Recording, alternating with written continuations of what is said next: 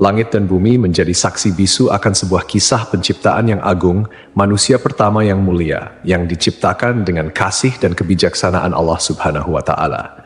Nabi Adam alaihissalam diberikan amanah sebagai nabi pertama yang dipilih oleh Allah untuk menyampaikan tauhid dan menjadi pemimpin pertama di bumi. Allah Subhanahu wa Ta'ala memberitahukan kepada para malaikat tentang keinginannya untuk menciptakan Nabi Adam alaihissalam dan keturunannya. Para malaikat bertanya untuk mencari tahu hikmah di balik penciptaan Adam dan keturunannya, bukan untuk membantah, menghina, atau dengki terhadap keturunan Adam seperti yang dipahami oleh sebagian mufasir. Mereka berkata, apakah engkau hendak menjadikan orang yang merusak dan menumpahkan darah di sana?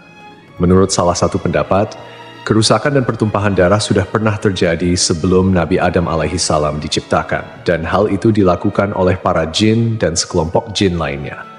Jin sudah ada 2000 tahun sebelum Adam alaihissalam diciptakan, dan mereka saling menumpahkan darah. Kemudian Allah Subhanahu wa Ta'ala mengirim sepasukan malaikat untuk menghalau mereka ke semenanjung lautan.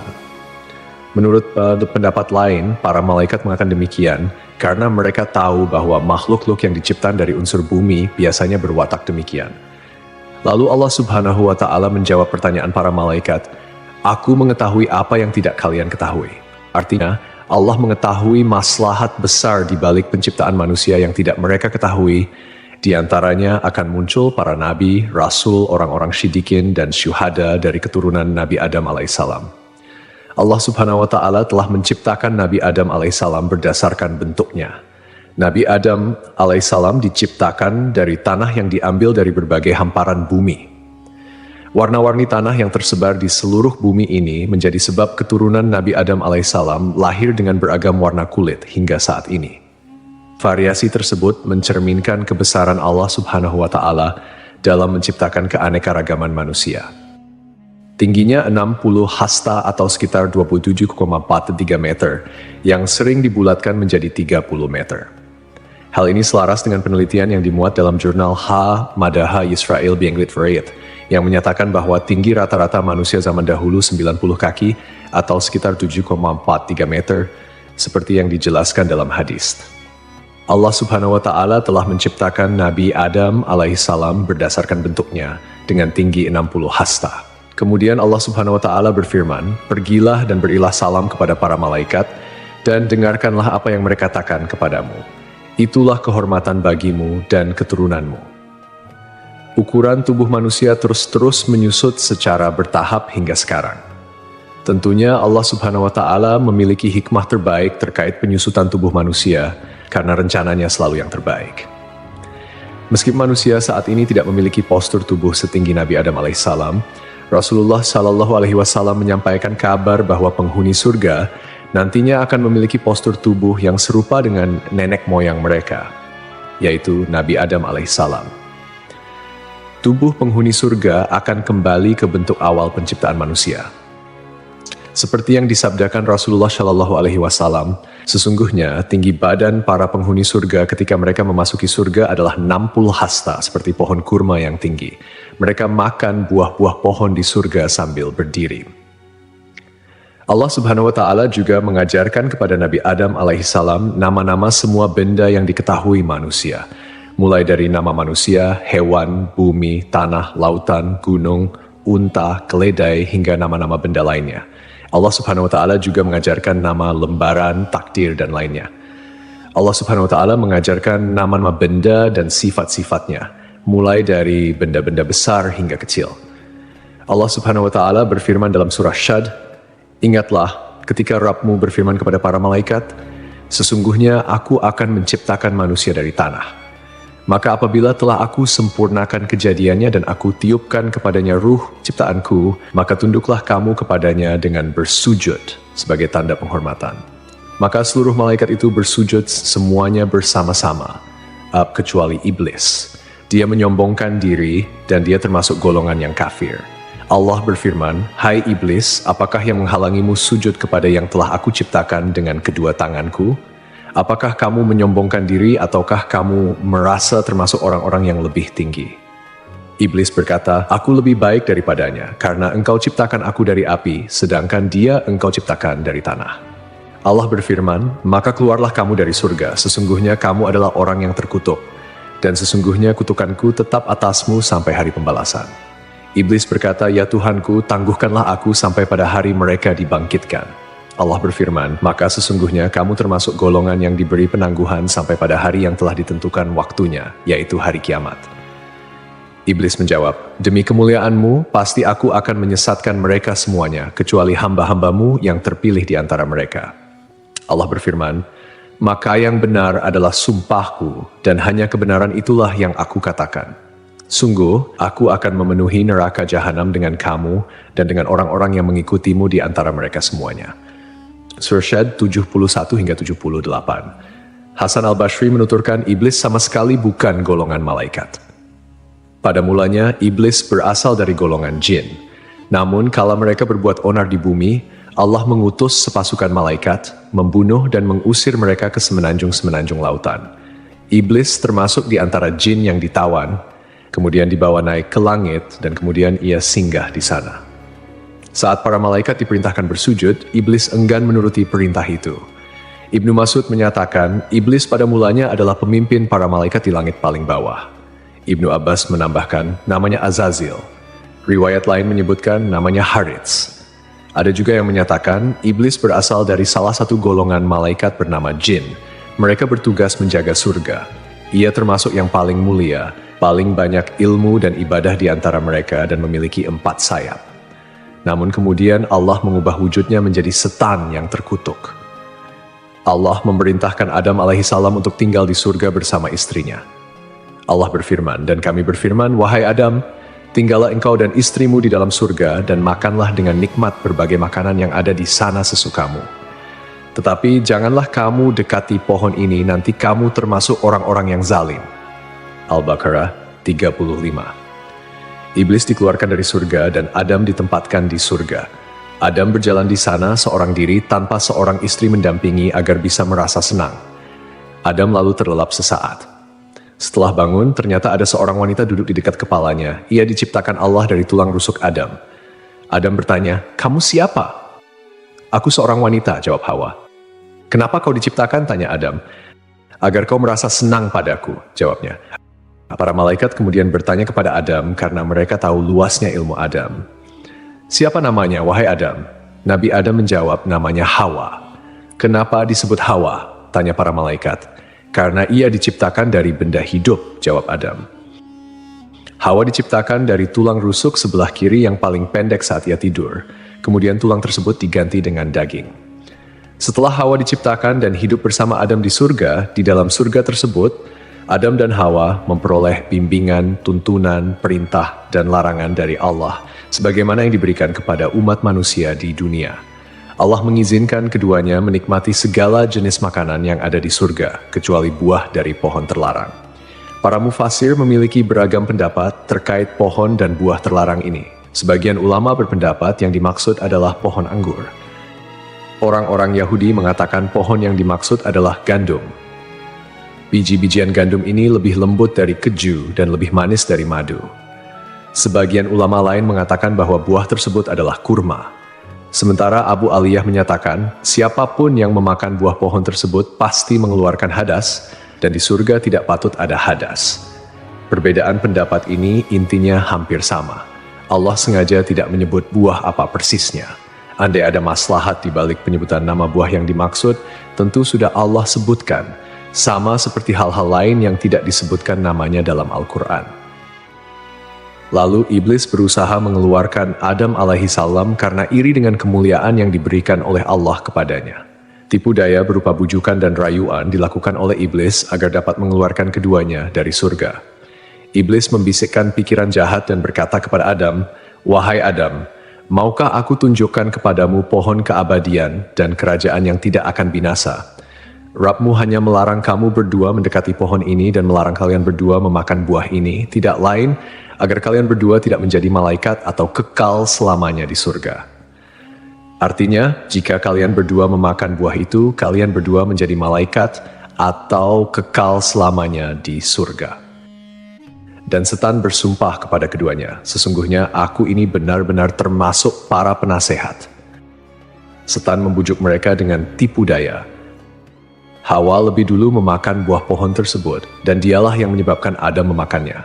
Andai saja Hawa tidak mengkhianati suaminya, Adam tidak akan memakan buah pohon terlarang tersebut. Ketika mereka mencicipi buah pohon itu, tampaklah oleh mereka auratnya. Saat itu kedua mata Adam dan Hawa terbelalak dan keduanya mengetahui bahwa mereka telanjang.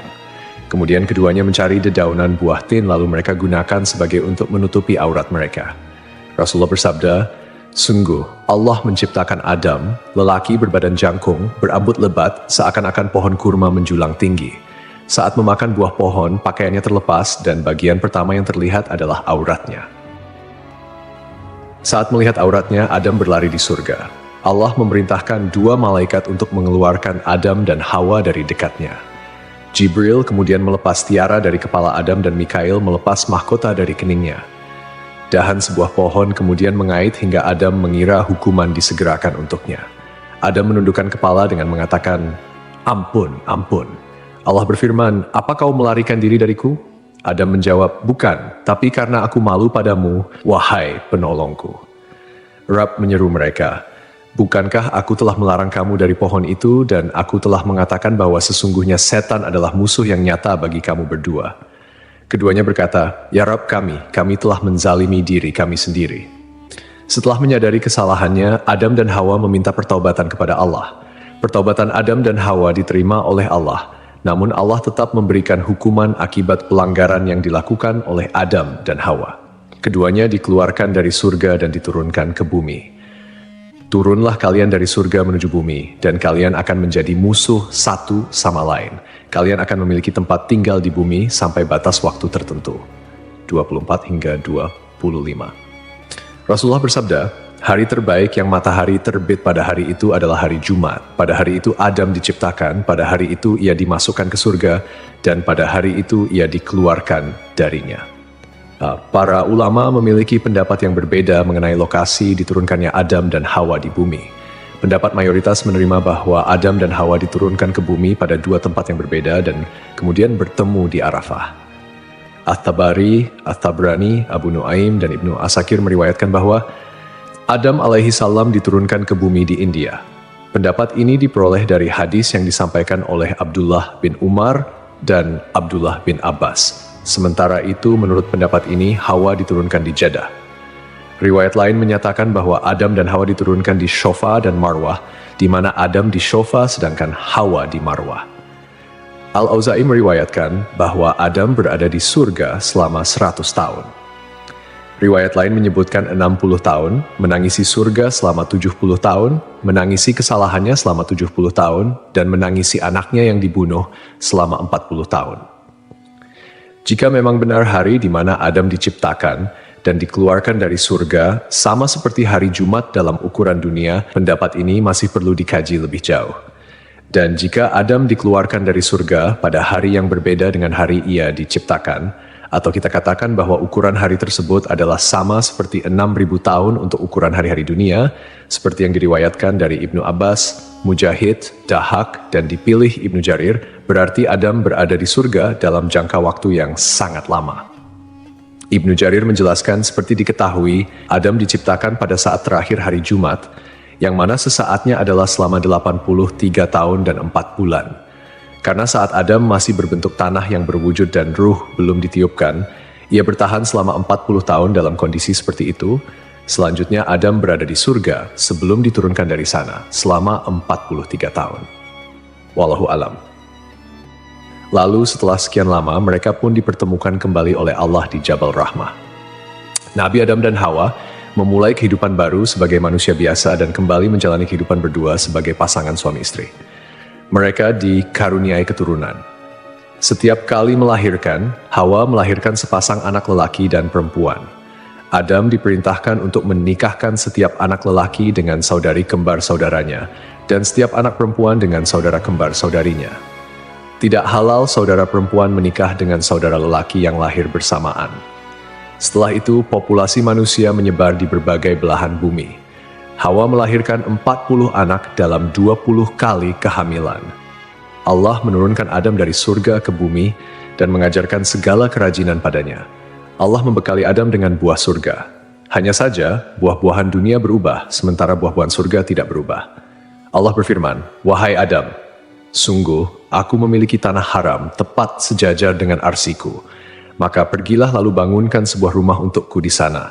Lalu kelilingilah rumah itu seperti para malaikat mengelilingi arsiku." Allah kemudian mengutus seorang malaikat kepada Adam, memberitahukan tempatnya, mengajarkan manasik-manasik padanya, dan menyampaikan padanya bahwa setiap ayunan langkah kaki Adam menjadi ibadah yang mendekatkan diri padanya setelah itu. Diriwayatkan pula dari Ibnu Abbas, makanan pertama yang dimakan Adam di bumi berawal dari Jibril. Jibril datang dengan membawa 7 biji gandum. Adam bertanya, "Apa ini?" Jibril menjawab, "Ini adalah pohon yang dilarang untuk kau makan, lalu kau makan." "Apa yang harus aku lakukan dengan biji-bijian itu?" tanya Adam. "Tanamlah di bumi," jawab Jibril. Adam kemudian menanam biji-bijian gandum tersebut. Berat setiap bijinya lebih dari berat 100.000 biji gandum dunia. Gandum kemudian tumbuh, Adam lalu memanennya. Setelah itu, Adam memisahkan kulit dan isi biji gandum, kemudian menampi. Setelah itu, ia tumbuk, membuat adonan, dan ia jadikan roti. Kemudian, setelah melalui jerih payah yang cukup melelahkan, Adam alaihissalam pun memakannya. Pakaian pertama Adam alaihissalam dan Hawa berasal dari bulu domba. Adam menggerus bulu-bulu domba lalu ia tenun dan dibuat jubah untuk ia kenakan, serta baju panjang dan kerudung untuk Hawa. Setelah bertemu dan kembali menjalani kehidupan berdua sebagai pasangan suami istri, mereka dikaruniai keturunan. Saat itu, setiap kali Hawa melahirkan, akan selalu lahir anak kembar laki-laki dan perempuan. Kelahiran anak kembar pertama diberi nama Kabil dan Iklima. Kemudian kelahiran anak kembar kedua diberi nama Habil dan Labuda. Ketika anak-anak Nabi Adam alaihissalam dan Hawa tumbuh dewasa, mereka pun memiliki karakter dan sifat yang berbeda. Kabil mempunyai sifat yang keras, sedangkan Habil mempunyai sifat yang lebih lemah lembut dan sabar. Kemudian, anak perempuan Iklima menjadi remaja yang memiliki paras yang cantik, sementara Labuda biasa-biasa saja. Seiring bertambahnya usia, mereka mulai tertarik pada lawan jenis. Hingga Allah menurunkan kepada Nabi Adam alaihissalam dan Hawa bahwa keempat anaknya harus dinikahkan sesuai aturan yang tidak memperbolehkan pernikahan dengan anak kembar. Dengan kata lain, Kabil tidak bisa menikah dengan Iklima, begitupun Habil yang tidak bisa menikahi Labuda. Setelah Nabi Adam alaihissalam menyampaikan aturan pernikahan kepada saudara kembarnya, ternyata Kabil menolak dan mengatakan ingin menikah dengan Iklima yang tidak lain merupakan saudara kembarnya sendiri. Untuk menyelesaikan perselisihan antara anak laki-lakinya, Nabi Adam alaihissalam mengajukan solusi yaitu Kabil dan Habil harus berkurban, lalu kurbannya diterima di sisi Allah, sehingga dialah yang berhak menikah dengan Iklima. Setelah itu, Adam pergi untuk menunaikan ibadah haji ke Mekkah dan menitipkan anak-anaknya kepada langit. Tapi langit enggan menerima permintaannya itu. Adam kemudian menitipkan anak-anaknya kepada bumi dan gunung, namun mereka semua menolak. Kabil justru menerima permintaan ayahnya untuk menjaga saudara-saudaranya. Kabil, seorang petani sombong, menyiapkan seikat gandum dengan kualitas yang jelek. Sedangkan Habil, yang merupakan seorang peternak, menyiapkan seekor kambing gemuk untuk dikorbankan. Kurban keduanya disimpan di tengah lapangan. Tak lama kemudian, Allah menurunkan api dan memakan kurban Habil, sementara kurban milik Kabil dibiarkan. Artinya, Allah menerima kurban Habil dan diperbolehkan menikah dengan Iklima. Suatu malam, Habil tidak kunjung pulang mengembala kambing. Setelah mencari-cari, Kabil bertemu Habil. Kabil berkata pada Habil, "Kurbanmu diterima sementara kurbanku tidak." Habil menyahut, "Sesungguhnya Allah hanya menerima amal dari orang yang bertakwa." Kabil marah saat itu dan memukulkan benda tumpul yang ia bawa hingga Habil meninggal dunia. Allah berfirman, "Dan ceritakanlah Muhammad yang sebenarnya kepada mereka tentang kisah kedua putra Adam ketika keduanya mempersembahkan kurban, maka kurban salah seorang dari mereka berdua, Habil, diterima dan dari yang lain tidak diterima. Dia berkata, 'Sungguh aku pasti membunuhmu.' Dia Habil berkata, 'Sesungguhnya Allah hanya menerima amal dari orang yang bertakwa. Sungguh, jika engkau menggerakkan tanganmu kepadaku untuk membunuhku, aku tidak akan menggerakkan tanganku kepadamu untuk membunuhmu. Aku takut kepada Allah, Rabb seluruh alam. Sesungguhnya aku ingin agar engkau kembali dengan bawa dosa membunuhku dan dosamu sendiri, maka engkau akan menjadi penghuni neraka. Peristiwa itu menjadi pembunuhan pertama di bumi. Karena ketakutan dan bingung, ia tidak tahu bagaimana cara menyembunyikan Habil yang sudah mati. Kabil berusaha membuangnya ke laut, tetapi ombak mendorong tubuh Habil hingga ke tepian. Akhirnya Kabil memohon ampun kepada Allah dan bertaubat atas segala perbuatannya. Sampai akhirnya Kabil melihat seekor burung gagak di atas pohon dan seekor burung gagak mati. Burung gagak yang masih hidup membawa burung gagak yang mati itu ke tanah. Burung gagak tersebut kemudian membuat lubang di tanah dan mendorong gagak yang mati itu ke dalamnya. Kabil akhirnya paham dan meniru cara burung gagak itu. Mengenai lokasi terbunuhnya Habil, menurut keterangan beberapa ulama, berada di kawasan pegunungan Kasyun sebelah utara Damaskus. Terdapat sebuah gua bernama Gua Dam yang dikenal sebagai tempat Kabil membunuh saudaranya, Habil. Reaksi Nabi Adam ketika mengetahui bahwa Habil dibunuh oleh Kabil digambarkan dalam beberapa riwayat, meskipun tidak secara langsung dicatat dalam Al-Quran. Ketika berita kematian Habil sampai kepada Adam, ia merasakan kesedihan yang mendalam dan hancur melihat salah satu anaknya melakukan tindakan yang sangat tragis dan tidak bermoral. Kesedihan ini menjadi ujian baginya sebagai seorang ayah, dan ia berusaha mengajarkan anak-anaknya tentang akibat dari perbuatan buruk serta pentingnya menjaga hubungan baik antar saudara. Nabi Adam mengingat kembali ajaran yang diberikan Allah mengenai persaudaraan dan kebaikan, sehingga ia merasa sangat terpukul oleh tindakan Kabil yang mengakibatkan pembunuhan pertama di bumi. Dalam kesedihannya, Adam berdoa kepada Allah memohon ampunan dan petunjuk atas apa yang telah terjadi. Dia juga berusaha untuk menjelaskan kepada Kabil tentang dampak dari tindakan buruknya, menekankan bahwa Allah hanya menerima amal dari orang yang bertakwa, dan bahwa setiap perbuatan memiliki konsekuensi. Melalui momen duka ini, Adam berusaha mengingatkan anak-anaknya untuk selalu kembali kepada kebaikan dan menjauhi segala bentuk kejahatan, mengajarkan mereka bahwa penyesalan dan tobat adalah jalan menuju pengampunan Allah. Dikisahkan sebelum akhir hayatnya, Nabi Adam alaihissalam meminta putranya untuk membawakan buah dari surga. Adam menginginkan setandan buah anggur surga. Anak-anaknya kemudian mencarikan buah anggur untuknya dan mereka berpapasan dengan para malaikat.